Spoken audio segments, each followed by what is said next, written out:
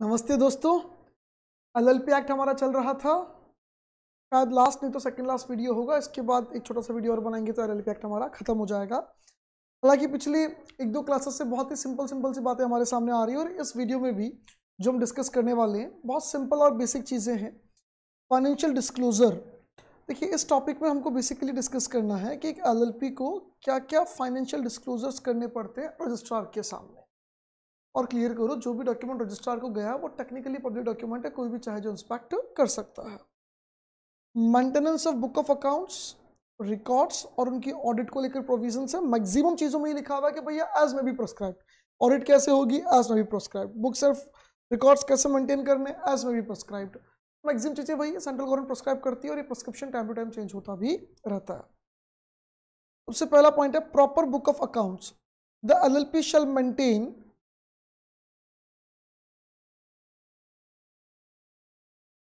The LLP shall maintain such proper book of accounts as may be prescribed, यानी proper book of accounts maintain करना जैसा कि prescribed है। Relating to its affair for each year of its existence, यानी जितने साल उसने exist किया तो हर साल का एक बुक ऑफ रिकॉर्ड्स होगा। और ईयर मतलब हम पहले समझ चुके हैं 1 अप्रैल टू 31 मार्च। या तो कैश बेसिस पर या अक्रूवल बेसिस पर, हम अकाउंटिंग जनरली अक्रूवल पर करते हैं और प्रोफेशनल फर्म्स कई बार कैश बेसिस पर भी करती है। कैश आता है तो रिकॉर्ड करते हैं, यानी अगर क्रेडिट सेल किया तो उसको रिकॉर्ड नहीं करेंगे। According to double entry system of accounting, double entry system of accounting के अकॉर्डिंग ही रिकॉर्डिंग करनी पड़ेगी, कैश पे करे चाहे अक्रूवल पे करे, और हर साल का अलग अलग करना पड़ेगा। And shall maintain the same address registered office, और वो जो बुक ऑफ अकाउंट्स है वो रजिस्टर्ड ऑफिस पर मेंटेन रहेगी। कब तक? As may be prescribed. कितने साल तक मेंटेन रखनी है आपको? पिछले 10 साल के डेटा रखने हैं, पिछले 5 साल के रखने, as may be prescribed. Statement of account and solvency. Statement of account and solvency एक इंपॉर्टेंट चीज है जो ये बताती है कि उस कंपनी की सॉल्वेंसी क्या है, पेइंग कैपेसिटी क्या है। मतलब इंसॉल्वेंसी का उल्टा हो गया, दिवालिया होने वाला इंसॉल्वेंट है, जो दिवालिया नहीं हो रहा है, मतलब जो जितना फाइनेंशियली स्ट्रांग है उस स्ट्रांगनेस को सॉल्वेंसी रिप्रेजेंट करता है। तो सॉल्वेंसी को रिप्रेजेंट करते हुए एक स्टेटमेंट बनाना पड़ता है। अब ये स्टेटमेंट कैसा बनता है? वापस वही बात, एज मे बी प्रेस्क्राइब्ड। ठीक है। Every LLP shall within a period of 6 months from the end of each financial year, यानी 31st ऑफ मार्च को फाइनेंशियल ईयर खत्म हुआ, उसके बाद अप्रैल, मई, जून, जुलाई, अगस्त, सितंबर, तो एंड ऑफ सितंबर जो होगा उससे पहले पहले, उस 6 महीने से पहले पहले उनको अपना सॉल्वेंसी स्टेटमेंट प्रिपेयर करना है। Prepare statement of account and solvency, कोई अगले पेज में वही लिखा हुआ होगा इसमें भी, देखो इन सच फॉर्म एज में भी प्रिस्क्राइब्ड, वही लिखा हुआ है। चलिए क्या लिखता है? For the set financial year as at the last date of the financial year, 31 मार्च तक का बनाना पड़ेगा। 31 मार्च तक का सॉल्वेंसी क्या था आपका, जो स्ट्रॉन्गनेस है फाइनेंशियल वो कितना क्या था, 31 ऑफ मार्च तक का बताना पड़ेगा, और 30 सितंबर से पहले पहले आपको बताना पड़ेगा। ये स्टेटमेंट पर साइन होने चाहिए डेजिग्नेटेड पार्टनर्स एलएलपी के, जो भी एलएलपी के डेजिग्नेटेड पार्टनर्स है उनके सिग्नेचर होने चाहिए। अभी जो सबसेक्शन 3 है, सबसेक्शन 2 का ही थोड़ा सा एक्सटेंशन है। Every LLP shall within the prescribe time, जो भी प्रिस्क्राइब टाइम है, the statement of account of solvency prepared pursuant to the subsection 2, जो पर सबसेक्शन 2 में हमने अकाउंट और सॉल्वेंसी वाला जो स्टेटमेंट प्रिपेयर किया था वो हमें रजिस्ट्रार को फाइल करना पड़ेगा एवरी ईयर, इस फॉर्म, इस मैनर और accompanied by such fees as may be prescribed. यानी कब तक करना है? As may be prescribed. किस फॉर्म में करना है, किस मैनर में करना है, एज में बी प्रिस्क्राइब्ड। क्या फीस देनी है? प्रिस्क्राइब्ड जो भी है सब प्रिस्क्राइब्ड है। The accounts of LLP shall be audited in accordance with such rules as may be prescribed. Audit उसी तरीके से होना चाहिए जैसा कि रूल्स बने हुए हैं। However, the central government may by notification official gazette exempt any class or classes of LLP from the requirement of this subsection।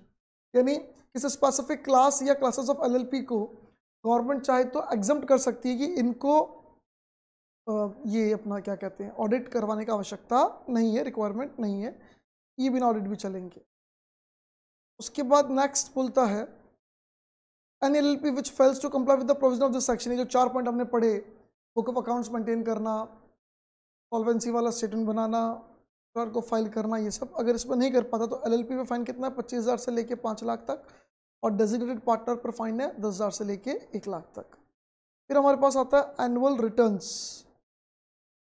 Annual returns हर साल के book of accounts RBI ROC को फाइल करना, जैसे year and होता है उसके just बाद जो भी बुक ऑफ अकाउंट्स थे आपके P&L फाइनेंशियल स्टेटमेंट जो बनते हैं P&L बैलेंस शीट जो आपने बनाए वो फाइल वो पिछले वाले सेक्शन में था कि अपने पास मेंटेन करना है ना, ये सबसे पहले था मेंटेन करना है, ये अपने पास बुक ऑफ अकाउंट्स मेंटेन करने का था और सॉल्वेंसी फाइल करने का था। अब ये कह रहा है भाई एनुअल रिटर्न ही पूरे फाइल करने हैं और ईयर एंड होते ही करने पड़ते हैं, जस्ट बात ही। Every LLP shall file an annual return duly authenticated with the registrar 60 days of closure of its financial year. Financial year close होने के बाद 60 दिनों के अंदर अंदर जो उनके एनुअल रिटर्न्स हैं वो उनको फाइल करने पड़ते हैं। ड्यूली ऑथेंटिकेटेड मतलब भाई CA वगैरह के साइन चाहिएंगे उस पर। Such form and manner accompanied by such fees as में भी प्रेस्क्राइब, कैसे करना है वो सब प्रेस्क्राइब है। अगर आप इसको कंप्लाई नहीं कर पाते तो LL के ऊपर फाइन है, LLP पे फाइन है 25,000 से 5 लाख और डेजिग्नेटेड पार्टनर्स पर फाइन है 10,000 से 1 लाख तक। कन्वर्जन ऑफ LLP, कन्वर्जन के लिए एक एक सेक्शन है 55, 56, 57 प्लस शेड्यूल तो है ही है। जैसे सेक्शन 55 कहता है फर्म का LLP में कन्वर्जन, इसमें शेड्यूल 2 लग जाएगा। शेड्यूल 1 में तो राइट्स एंड ड्यूटीज थे, के बाद प्राइवेट कंपनी का LLP में कन्वर्जन, इसके ऊपर शेड्यूल 3 लग जाएगा और अनलिस्टेड कंपनी वाले पे शेड्यूल 4 लग जाएगा। Registration and effect of conversion, registration और इफेक्ट ऑफ कन्वर्जन क्या होगा भाई, आरओसी को जब आप डॉक्यूमेंट्स फाइल करोगे उसको सब सही लगेगा तो रजिस्ट्रेशन कर देगा, और जैसे रजिस्ट्रेशन कर देगा तो जो पहले वाला फॉर्म था आपका, चाहे 1932 वाला पार्टनरशिप फॉर्म था, चाहे आपका कोई कंपनी था, वो खत्म हो जाएगा, उसका वाइंड अप हो गया टेक्निकली, मतलब वो डिसॉल्व हो गया, खत्म हो गया और एक नया LLP क्रिएट हुआ है। रीड कर लेते हैं, नॉर्मल लैंग्वेज में लिखा हुआ, कुछ विशेष नहीं है।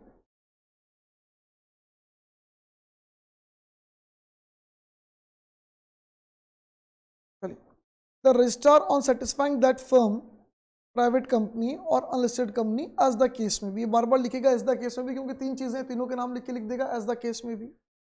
As complied with the provisions of various schedules, जो अलग अलग शेड्यूल्स हैं और प्रोविजंस जो इस एक्ट के हैं, रूल्स वगैरह अगर कुछ बने हैं, अगर उन सबको उसने फुलफिल किया, फॉलो किया, कंप्लीट किया है। Register the documents, issue A certificate of registration, document को रजिस्टर करेगा, उसके बाद इशू ऑफ सर्टिफिकेट करेगा रजिस्ट्रार जो होगा। In such form as the registrar may determine stating that LLP is on from the date of specified and certificate registered under this act। यानी LLP जो है on and from the date जो register certificate पे mentioned है उस दिन से वो क्या बन गई है, एक LLP बन गई है, जो पहले जो भी थी।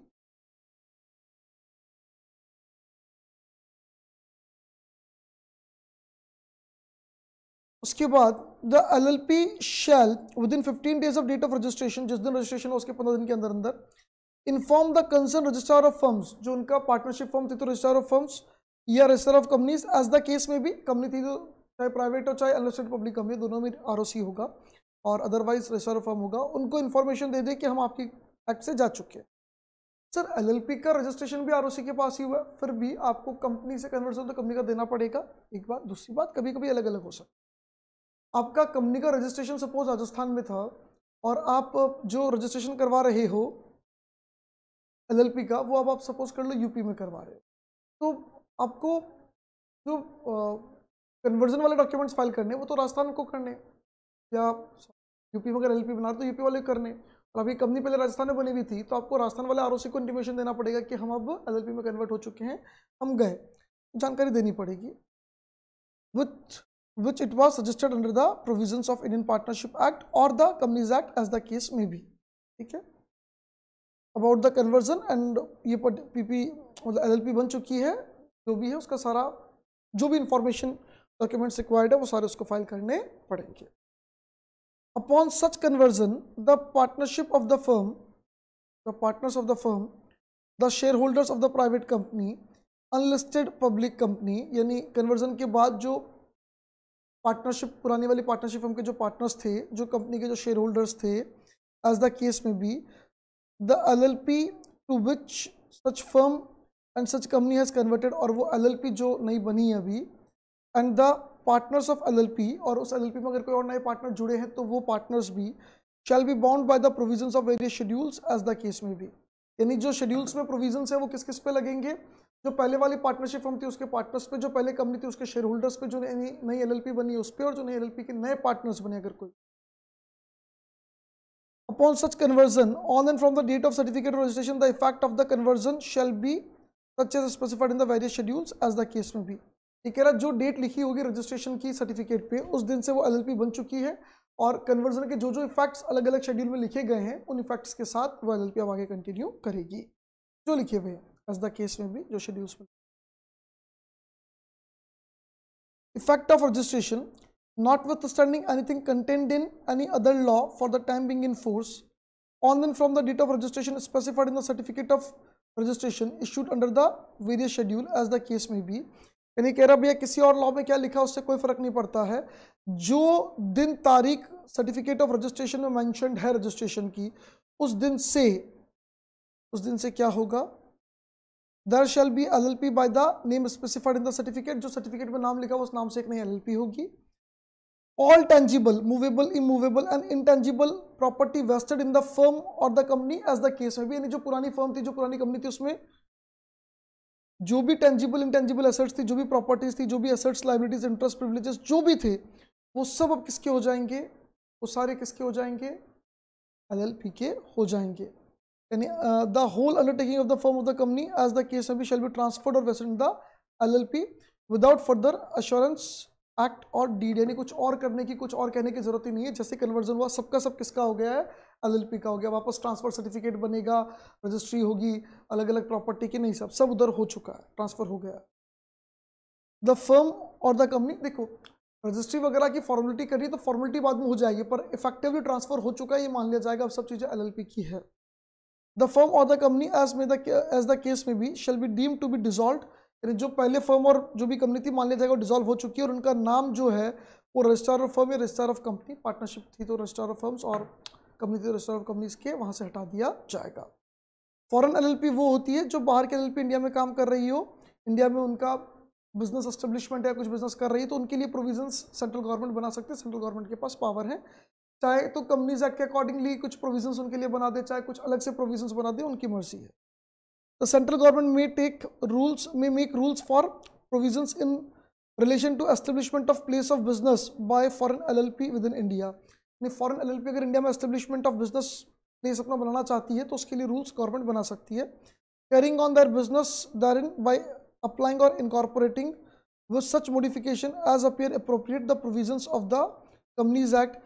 ये कह रहा कंपनीज एक्ट या कोई दूसरा रेगुलेटरी मैकेनिज्म है उसमें जो भी मॉडिफिकेशन करने, जो भी अमेंडमेंट करने हैं उनको अमेंडमेंट को मॉडिफाई करके उस एलएलपी पे अप्लाई कर सकती है कि उस एलएलपी को अब इस तरीके से ही फंक्शनिंग करनी पड़ेगी। यानी कुल मिला के एलएलपी के एस्टेब्लिशमेंट को, फॉरेन एलएलपी के एस्टेब्लिशमेंट को लेकर और उनके ऑपरेशंस को लेकर सेंट्रल गवर्नमेंट के पास पावर है, वो चाहे जो प्रोविजंस बना सकती है और वो प्रोविजंस कंपनीज एक्ट इसमें 1956 लिखा है, 2013 हो चुका है, और कोई दूसरा रेगुलेटरी मैकेनिज्म उससे इंस्पायर्ड हो सकता है। Winding up and dissolution,